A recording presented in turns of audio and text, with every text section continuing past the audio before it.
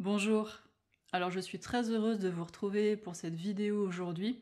Je commence juste par un petit flash info, comme ça c'est fait, et puis après on va passer au sujet de la liberté d'expression.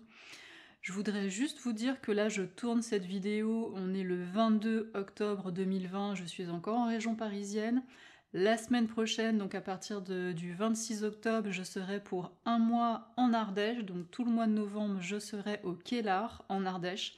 Donc si jamais vous êtes dans la région et que vous avez envie qu'on se rencontre pour un soin, pour un accompagnement, pour peut-être organiser une conférence, un atelier, ce sera avec grand plaisir. Je vous mets mon mail pour que vous puissiez me contacter.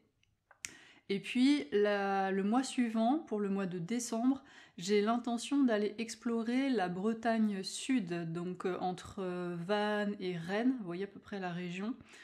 Donc si là vous avez des plans, des bons plans pour des logements indépendants à petit prix, ça m'intéresse, donc pareil, je vous laisse mon mail et n'hésitez pas à me contacter pour me tenir informé de tout ça. J'avais envie de vous faire cette vidéo sur la liberté d'expression. Alors évidemment, il y a eu cet événement tragique il y a quelques jours, je ne vais pas revenir dessus, je pense que vous voyez de quoi je parle. Et puis donc il y a cette sensation qui peut être très intense et très douloureuse que ce qu'on appelle donc la liberté d'expression a été menacée, a été bafouée, et donc il y a beaucoup de personnes qui sont très activées douloureusement avec ça, et on peut le comprendre évidemment. Vous savez à quel point tout ce qui touche la liberté de près ou de loin, c'est tellement précieux pour moi, donc évidemment que je le conçois et je le comprends aussi. Je voudrais tout de suite préciser que dans cette vidéo, mon positionnement n'est pas la condamnation, le jugement. Vous savez que ce ne sont pas des postures que je cherche à promouvoir dans mes contenus. Et ça ne veut pas dire que je cautionne et que je valide la violence et les événements tragiques qui ont eu lieu, pas du tout. S'il y a quelque chose que j'ai bien mesuré, c'est que souvent les faits et les événements sont beaucoup plus complexes que l'on peut l'imaginer comme ça au premier abord.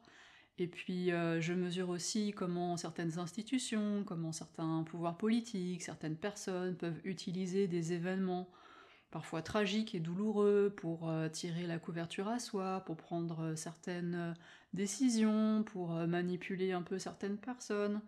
Et puis s'il y a quelque chose dont je suis bien consciente aussi, c'est que un peuple n'a jamais intérêt à nourrir ou attiser les violences et la haine de ces différentes communautés, aussi différentes soient-elles. Voilà, vous connaissez cette expression, diviser pour mieux régner. Voilà, donc moi je sais pas du tout dans ce genre d'état d'esprit que je me place, et c'est pas du tout ça que j'ai envie de nourrir évidemment. Ce que je trouve, c'est que quand je traverse à titre individuel, ou quand je vois ou je partage au niveau collectif différents événements, j'aime voir ce que ça vient chercher pour moi de ces valeurs qui sont remises en question, qui sont voilà comme questionnées, qui sont comme bafouées, et je regarde ce que ça me dit pour moi dans ma vie. L'invitation que j'ai envie de vous faire dans cette vidéo, c'est au-delà des apparences et peut-être des vernis un peu faciles de surface, c'est d'aller voir en ce moment, d'aller explorer, d'aller ressentir comment ça se passe pour vous la liberté d'expression. Voilà, comment vous ressentez cette liberté d'expression dans votre vie, en ce moment, dans votre quotidien.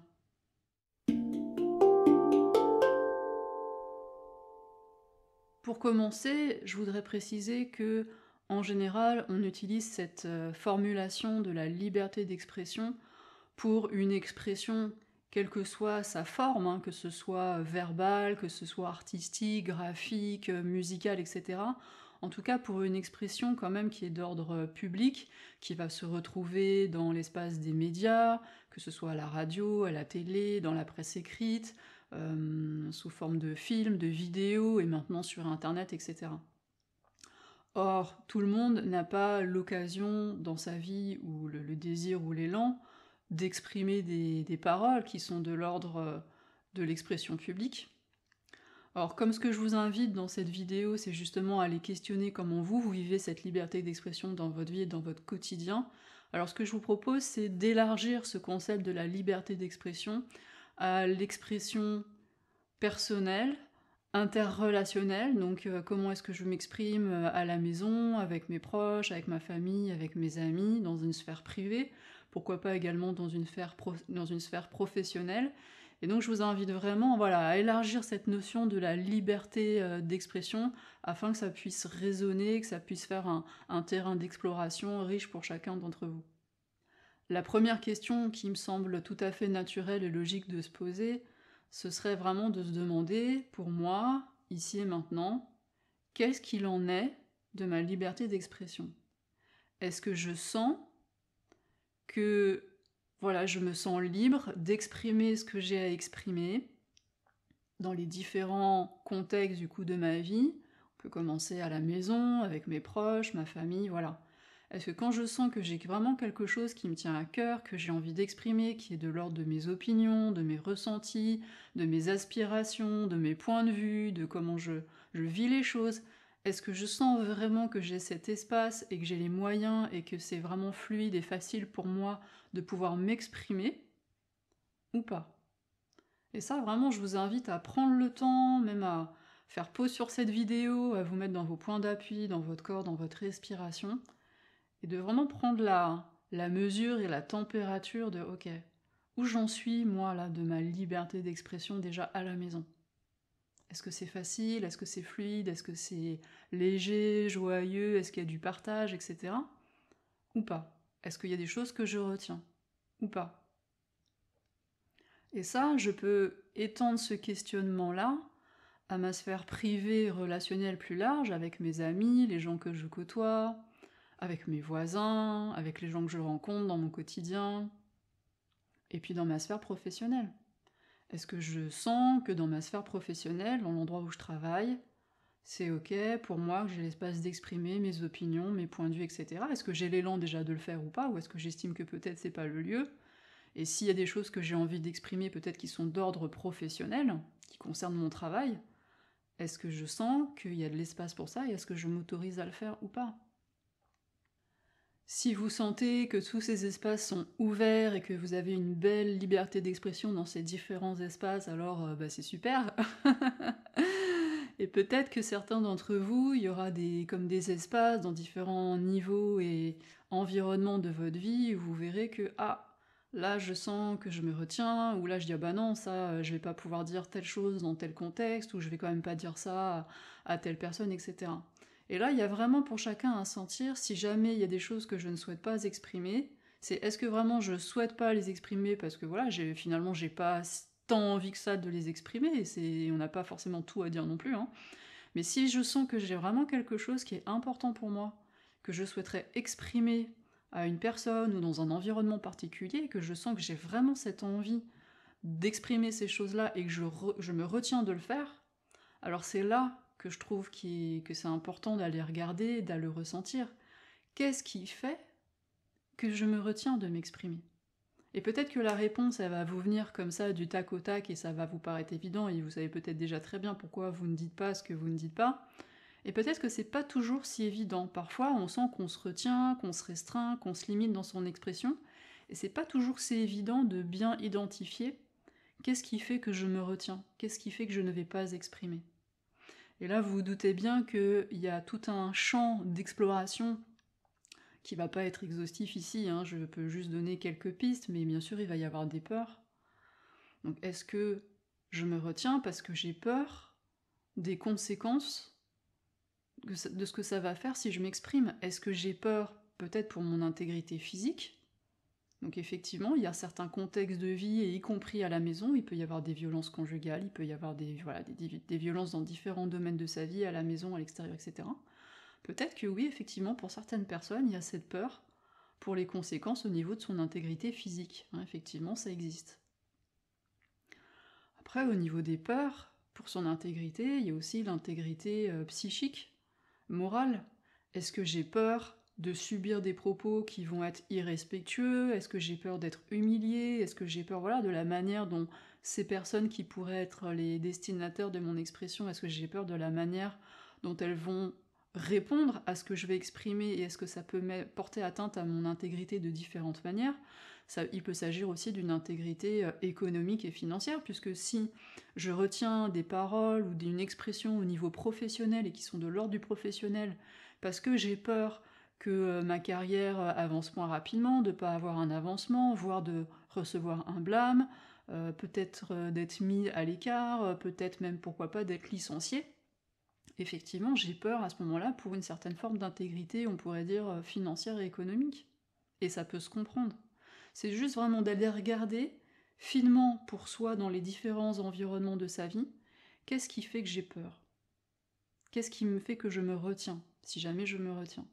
Il y a aussi, bien sûr, toutes ces peurs qui sont pas forcément de l'ordre de la menace de mon intégrité quelle qu'elle soit, mais qui sont mes peurs tout simplement que l'autre n'ait pas envie d'écouter ce que j'ai exprimé. Et après tout, il a bien le droit de prendre de la distance, de ne pas écouter, etc. Donc est-ce que j'ai peur voilà, que l'autre prenne de la distance? Est-ce que j'ai peur de me sentir comme rejetée par l'autre, même si c'est pas forcément en lien avec mon intégrité? Est-ce que j'ai peur de ne pas être accueillie, de ne pas être rejoint? Est-ce que j'ai peur d'être incomprise?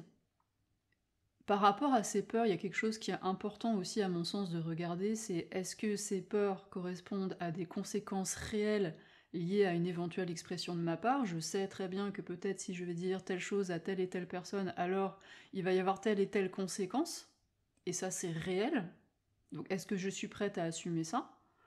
Et puis il y a aussi tout ce que je vais imaginer.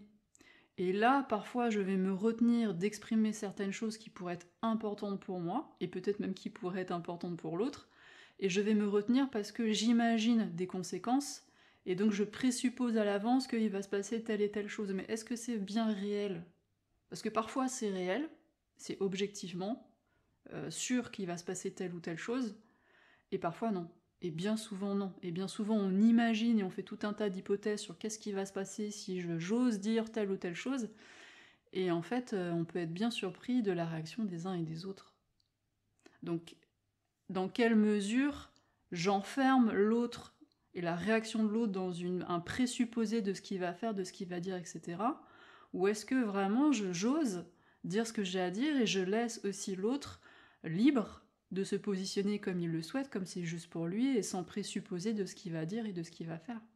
Et évidemment que ces différentes peurs que je vais évoquer tout à l'heure vont être en lien avec des expériences de mon passé, avec voilà différents traumatismes peut-être que je porte, différentes choses que je n'ai pas résolues, que je n'ai pas pardonnées, qui ont été souffrantes dans mon histoire. Et il est tout à fait possible et probable que j'ai, en vivant ces difficultés à m'exprimer, à aller comme pardonner. Hein, je vous rappelle toujours ce processus en 4 étapes dont je vous parle à chaque fois, d'accueil, d'acceptation, de pardon et de remerciement. Je vous remets le lien de l'e-book si vous voulez en savoir plus. Et donc, ces situations qui me confrontent à cette difficulté de m'exprimer sont bien souvent en résonance avec des mémoires et des histoires de mon passé.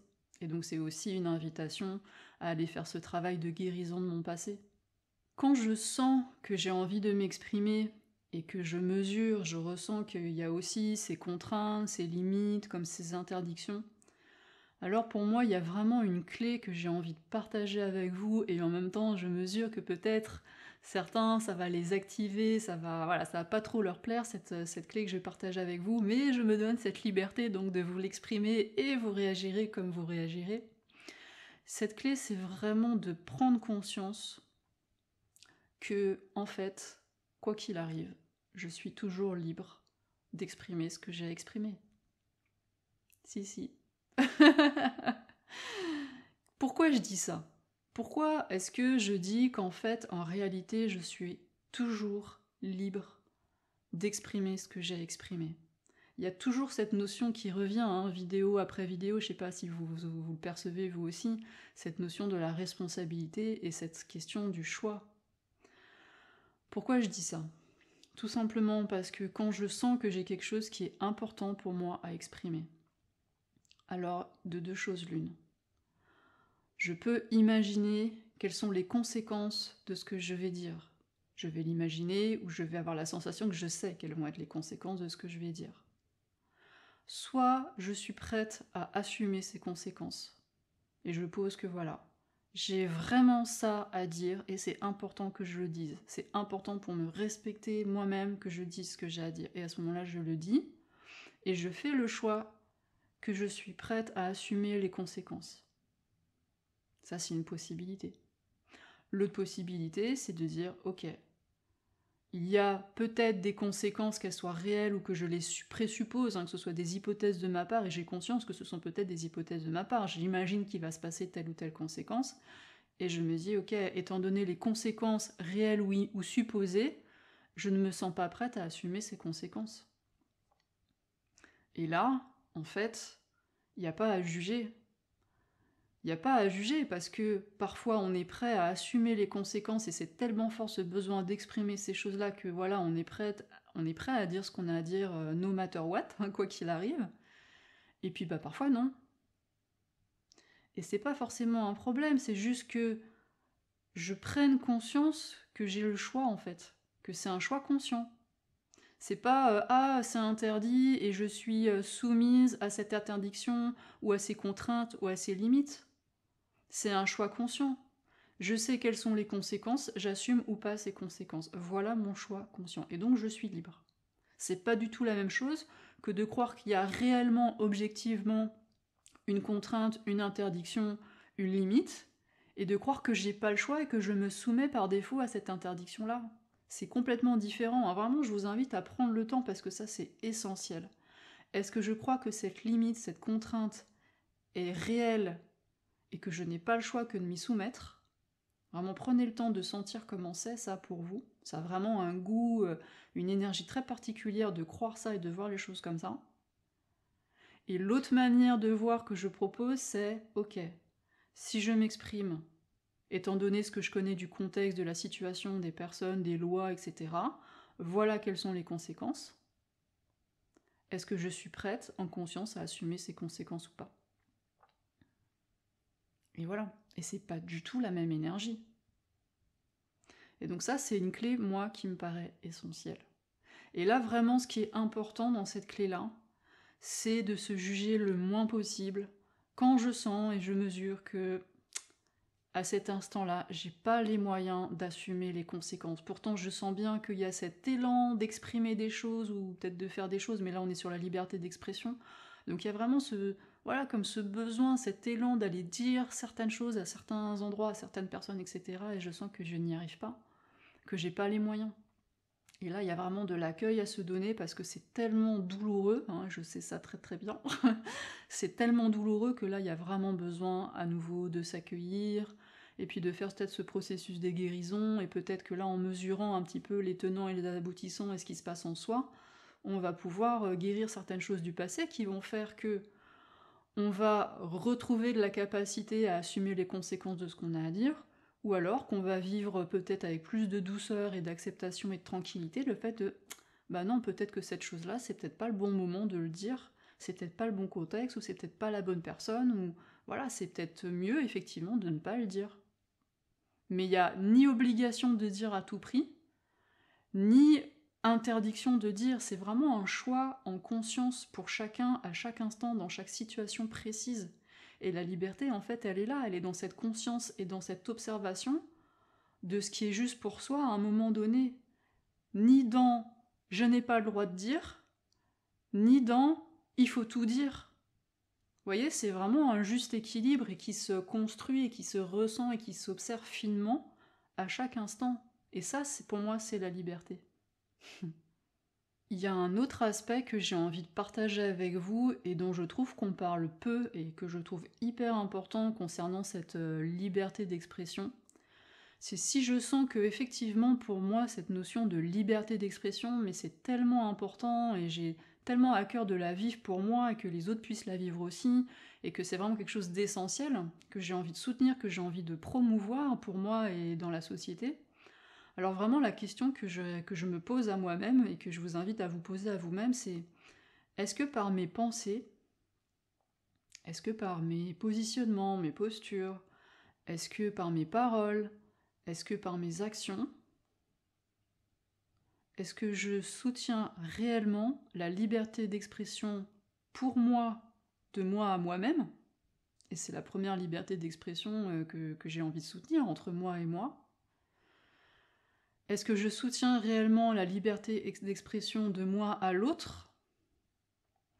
Et est-ce que je soutiens réellement la liberté d'expression de l'autre à moi?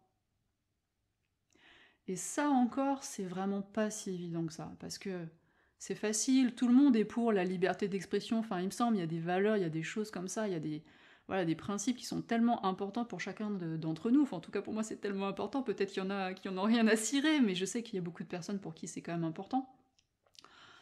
Beaucoup de personnes sont pour la liberté d'expression, mais après, quand je regarde finement et dans ma vie, est-ce que par mes pensées, mes positionnements, mes paroles, mes actions, est-ce que réellement je soutiens et je promeus cette liberté d'expression de moi à moi, de moi à l'autre, et de l'autre à moi? Et bien là, il y a vraiment beaucoup de choses à voir. La liberté d'expression, de soi à soi, pour moi, c'est vraiment en lien avec la capacité à s'accueillir et à s'écouter soi-même. Je vous ai fait une vidéo, c'était la précédente, sur justement les obstacles que l'on pouvait lever pour s'accueillir soi-même de mieux en mieux. Je vous remettrai le lien de cette vidéo. La liberté d'expression de soi à l'autre, ça correspond à ce dont je viens de vous parler dans cette première partie de vidéo. Et alors il y a cet autre aspect de la liberté d'expression de l'autre à moi. Est-ce que réellement je soutiens la liberté d'expression de l'autre vers moi? Évidemment, quand les personnes expriment des opinions, des analyses, des manières de voir qui sont en cohérence avec mes propres croyances, avec mes propres conditionnements, avec mes propres valeurs, sans que ce soit forcément tout à fait identique, mais voilà, qui sont comme compatibles avec ma manière de voir, là évidemment que je vais être pour la liberté d'expression de ces personnes-là. Ça c'est facile. Le vrai sujet, pour moi, il commence quand je me retrouve confrontée à des personnes qui vont exprimer des analyses, des points de vue, des opinions, des ressentis qui vont être complètement décalés et différents de mes propres analyses, points de vue, ressentis, etc. Et donc quand je vais me retrouver face à ces partages-là, comment je vais me positionner? Est-ce que je vais être pour la liberté d'expression des personnes avec lesquelles je ne suis pas d'accord? Est-ce que je suis pour la liberté d'expression des personnes qui n'ont pas les mêmes valeurs que les miennes? Est-ce que je suis pour la liberté d'expression des personnes qui me choquent, qui me scandalisent, qui franchement dépassent les bornes, parce que quand même c'est pas possible. Vous voyez? Donc c'est là que le vrai sujet se trouve. Comment je me sens? Comment ça se passe dans mon corps, dans mes émotions, dans mes pensées? Qu'est-ce que ça raconte quand je me trouve confrontée avec ces personnes avec lesquelles je ne suis pas d'accord? Tout l'enjeu de la liberté d'expression, pour moi, il est aussi là.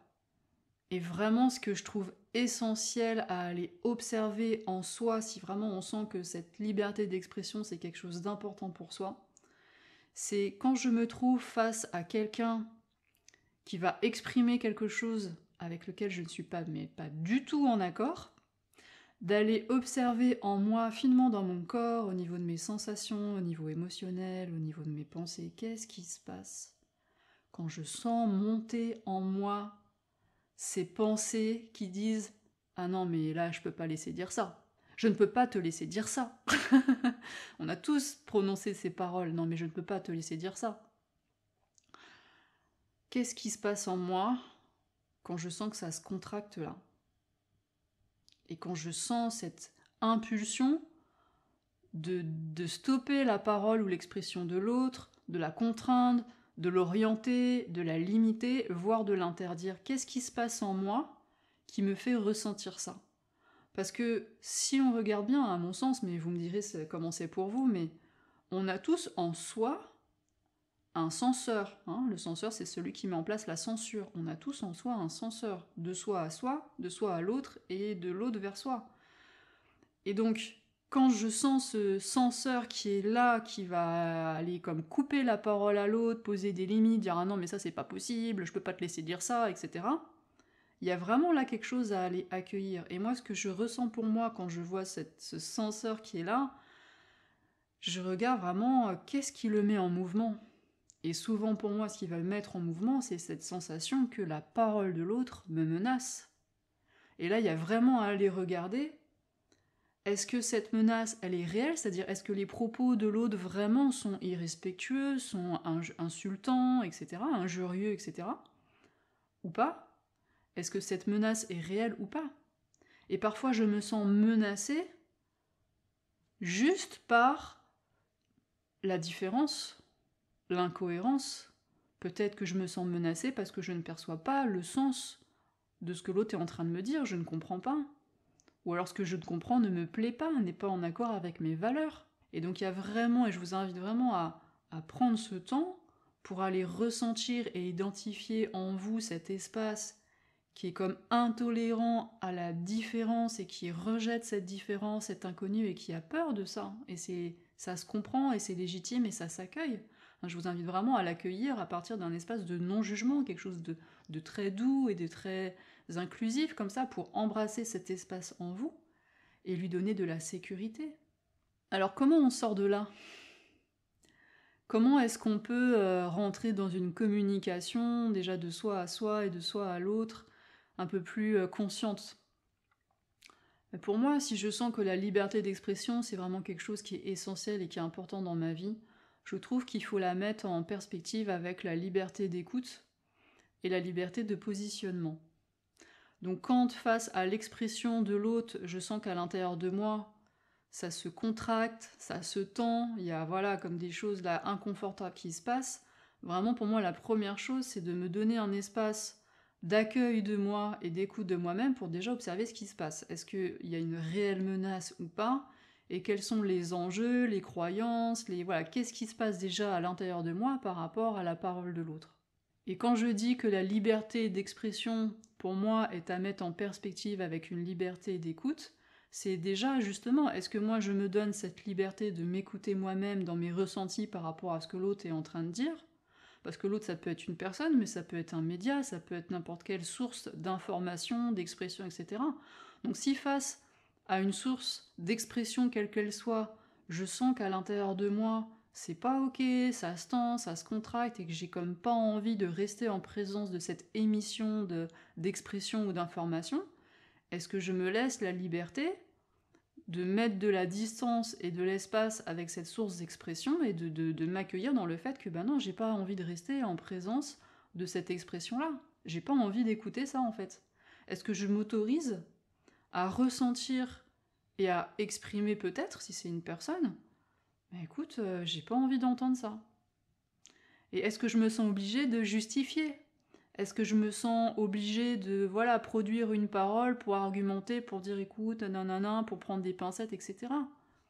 Est-ce que c'est vraiment nécessaire ? Est-ce que je peux pas simplement dire voilà, écoute là, j'ai pas envie d'entendre ça, je le sens pas. Et c'est tout. Ça peut être simple. Et parfois, à mon sens, c'est même essentiel de devenir capable de faire un tri dans les différentes sources d'expression et d'information qu'il y a à l'extérieur de nous pour prendre soin de soi, parce qu'il y a clairement parfois des sources d'expression et d'information qui ne sont pas au service de la vie en nous. Et donc ça, c'est vraiment quelque chose qui est essentiel aussi à développer. C'est ok, est-ce que je sens là que ce qui s'exprime face à moi, ça me fait du bien, et est-ce que j'ai envie de nourrir l'interaction et de continuer à écouter ça ou pas ? Et là, il y a vraiment un choix à poser aussi. Et puis parfois, on sent qu'on a quand même envie de continuer à écouter, si c'est une autre personne, de l'écouter jusqu'au bout, etc. On sent qu'on a cet élan-là. Mais si je sens que tout en écoutant, il y a des contractions, il y a des endroits qui sont pas en accord, etc., est-ce que je vais me permettre d'exprimer mon désaccord ? Et de quelle manière je vais le faire ? Parce qu'à mon sens, pour vraiment soutenir et promouvoir la liberté d'expression, c'est dans les deux sens. Et si je suis capable de prendre soin de ma liberté d'écoute, et si je suis capable de me positionner de manière tranquille, non violente, en disant « Ok, moi tu sais, je t'ai écouté, mais là je suis pas du tout en accord avec ce que tu dis. » Et c'est tout. Est-ce que j'ai besoin là encore d'argumenter, de produire une parole intelligente pour convaincre l'autre, etc. Quand même dans convaincre, il y a con et il y a vaincre. Hein. Donc est-ce que je suis dans cette intention de convaincre l'autre ou pas ? Et pour moi, c'est pas du tout nécessaire quand je sens que je suis pas en accord avec une personne, sauf si j'ai vraiment l'élan d'être dans le débat et que je sens que l'autre a aussi cet espace et qu'on peut échanger des idées en étant dans le désaccord. Là, c'est hyper riche. Mais parfois, j'ai pas cette sensation-là. Je sens pas que l'autre ait forcément envie, ni moi peut-être, toujours envie d'être dans un débat, un échange d'idées, etc. Donc là, après, c'est pareil, ça se construit dans la relation à chaque instant. mais est-ce que je me sens capable, quand je suis pas en accord, juste de le dire tranquillement et simplement, et puis je peux exprimer mon désaccord et puis dire bah écoute, voilà, je vais aller faire autre chose et puis prendre de la distance, parce que peut-être je sens que l'autre a besoin de cet espace aussi, et que moi j'ai peut-être besoin de cet espace après avoir exprimé mon désaccord et du coup je m'en vais. Ou est-ce que je peux aussi exprimer mon désaccord, mais maintenir la connexion de la relation avec les personnes à ce moment-là, et dire ok, si tu veux, on peut peut-être parler d'autre chose. On peut dire tranquillement, écoute, là, je sens bien qu'on n'est pas d'accord sur ce sujet-là, j'ai pas forcément envie de rentrer dans une discussion, de débat, voilà, je le sens pas, j'ai pas envie de ça, vous voyez, j'ai pas envie, je le sens pas, c'est vraiment des choses toutes simples à être capable d'exprimer. Ça dit qu'on parle d'autre chose. Et je peux dire ça avec voilà une énergie tranquille, ouverte, souriante, qui ne remet pas en cause la qualité de la relation, l'envie d'être en échange avec l'autre. Tranquillement, ça te dit qu'on parle d'autre chose. Et on peut rester en connexion avec l'autre en parlant d'autre chose. Et je peux très bien continuer cette relation avec l'autre. Je suis pas obligée, pour être en relation avec l'autre, d'être d'accord sur tous les sujets. Donc je trouve que développer progressivement ses compétences d'écoute de soi, voilà, sentir quand j'ai vraiment quelque chose à exprimer, sentir quand l'autre exprime quelque chose, qu'est-ce qui se passe en moi, est-ce que ça respire, est-ce qu'il y a des contractions, qu'est-ce que ça raconte au niveau de mon mental, et puis à partir de cet espace d'écoute de moi, voir si j'ai vraiment de l'élan et de l'envie d'écouter l'expression de l'autre ou pas. Et à partir de ce que je ressens de mon espace pour exprimer ou pour écouter, est-ce que je suis capable de me positionner? Et pour moi, dans la liberté d'expression, il y a vraiment toutes ces dimensions d'écoute de soi, d'écoute ou pas de l'autre, de capacité à me positionner tranquillement sans forcément me justifier. Et ça, ce sont des compétences. Ça veut dire que ce sont des choses pour lesquelles on peut avoir plus ou moins de moyens à certains moments de sa vie, mais ce sont des choses pour lesquelles on peut s'entraîner. En ce qui concerne justement l'accueil de soi et les obstacles à l'accueil de soi, c'était le sujet de la dernière vidéo que j'ai fait avant celle-ci, donc je vous remets le lien si vous avez envie d'aller explorer ces questions et aller voir ce qui fait que parfois c'est pas si évident que ça de s'accueillir justement. Si le fait de s'entraîner à vous accueillir vous-même, de vous écouter vous-même, ça vous parle, alors il y a cette pratique de s'accueillir en utilisant l'image de l'arbre que je trouve vraiment mais hyper précieuse. Elle existe en vidéo sur ma chaîne YouTube, elle existe en podcast et elle existe aussi en MP3 que vous pouvez télécharger sur le site d'Inflorescence. Donc n'hésitez pas parce que de toute façon il n'y a pas de secret, hein. C'est en pratiquant jour après jour que vous allez y arriver de mieux en mieux. Et parfois on a aussi besoin d'aide, parfois on a aussi besoin d'un regard extérieur, parfois on a besoin d'écoute. Parfois on a besoin de soutien et d'empathie de l'autre, donc si vous sentez que vous avez besoin d'accompagnement pour arriver de mieux en mieux à vous accueillir vous-même, n'hésitez pas à me contacter également. J'espère que ces réflexions, ces clés, ces partages pourront vous aider à vivre plus profondément et plus en conscience cette liberté d'expression dans votre quotidien.